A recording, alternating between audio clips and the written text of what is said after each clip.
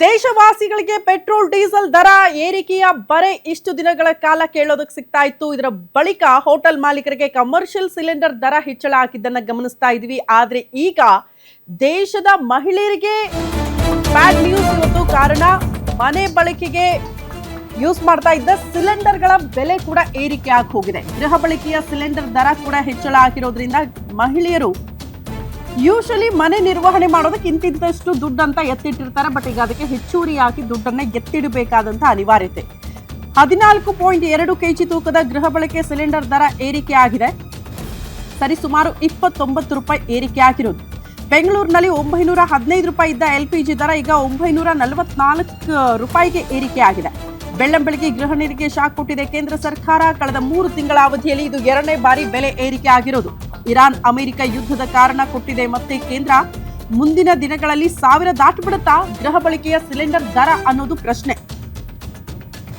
915 ರೂಪಾಯಿ ಕೊಡ್ತಾ ಇದ್ವಿ ಸಿಲಿಂಡರ್ಗೆ, ಬಟ್ ಈಗ ಹೆಚ್ಚುವರಿಯಾಗಿ 944 ರೂಪಾಯಿ ಅಂದ್ರೆ 29 ರೂಪಾಯಿ ಮತ್ತೆ ಹೆಚ್ಚಳ ಕೊಡ್ಬೇಕಾಗತ್ತೆ ಈ ಸಿಲಿಂಡರ್ ಪಡೆದುಕೊಳ್ಬೇಕು ಅಂತ. ಅಂದ್ರೆ ಮುಂದಿನ ದಿನಗಳಲ್ಲಿ ಇಷ್ಟೇ ಇರುತ್ತಾ ರೇಟ್ ಅಂದ್ರೆ ಇಲ್ಲ 1000ದ ಗಡಿ ದಾಟಿದ್ರು ಕೂಡ ಆಶ್ಚರ್ಯ ಪಡಬೇಕಾಗಿಲ್ಲ. ಕಾರಣ ಯುದ್ಧದ ಕಾರಣ ಕೇಂದ್ರ ಸರ್ಕಾರ ಕೊಡ್ತಾ ಇರೋದು. ಅಗೇನ್ ಯುದ್ಧದ ಕಾರಣ ಆಬ್ವಿಯಸ್ಲಿ ಅದು ಸಮಸ್ಯೆ ಆಗ್ತಾ ಇದೆ, ಭಾರತದ ಮೇಲೆ ನೇರ ಪರಿಣಾಮ ಬೀರ್ತಾ ಇದೆ. ಹಾಗಾಗಿ ರೇಟ್ ಹೈಕ್ ಮಾಡದೆ ಬೇರೆ ದಾರಿ ಅಂತೂ ಕೇಂದ್ರದ ಮುಂದೆ ಇಲ್ಲ ಅನ್ನುವಂತಹ ವಿಚಾರಗಳನ್ನ ಪದೇ ಪದೇ ಸರ್ಕಾರ ಸ್ಪಷ್ಟಪಡಿಸ್ತಾ ಇದೆ. ಅಗೇನ್ ಗೃಹಿಣಿಯರು ಮನೆ ಬಳಕೆಯ ಸಿಲಿಂಡರ್ ತಗೊಳ್ತೀರಿ ಅಂತ ಅಂದ್ರೆ ಹೆಚ್ಚುವರಿಯಾಗಿ 29 ರೂಪಾಯಿ ಅದಕ್ಕೆ ಎತ್ತಿಡಬೇಕು.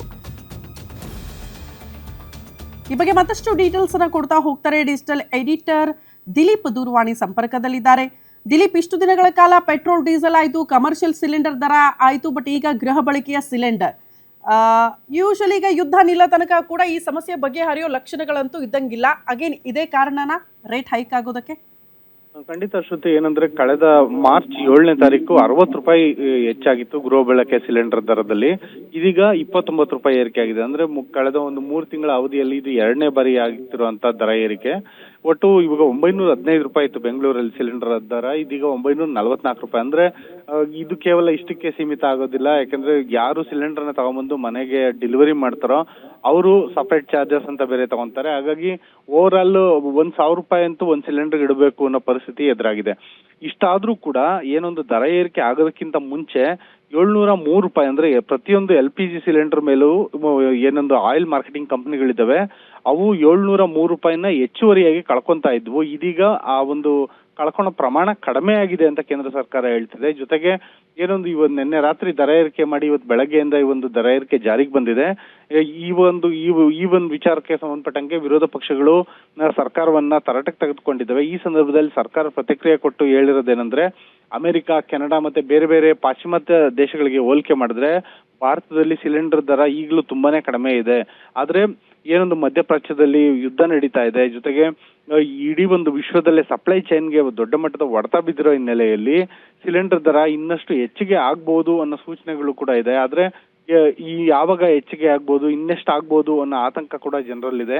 ಒಟ್ನಲ್ಲಿ ಹೇಳ್ಬೇಕಂದ್ರೆ ಈಗ ಸದ್ಯದ ಮಟ್ಟಿಗೆ 944 ರೂಪಾಯಿ ಏನ್ ಸಿಲಿಂಡರ್ ದರ ಏರಿಕೆ ಆಗಿದೆ. ಇದು ಭಾನುವಾರ ಬೆಳಗ್ಗೆ ಒಂದು ಬಿಗ್ ಶಾಕಿಂಗ್ ನ್ಯೂಸ್ ಅಂತಾನೆ ಹೇಳ್ಬೋದು ಶ್ರುತಿ. ಓಕೆ ದಿಲೀಪ್, ಧನ್ಯವಾದಗಳು ತಮ್ಮೆಲ್ಲ ಮಾಹಿತಿಗೆ.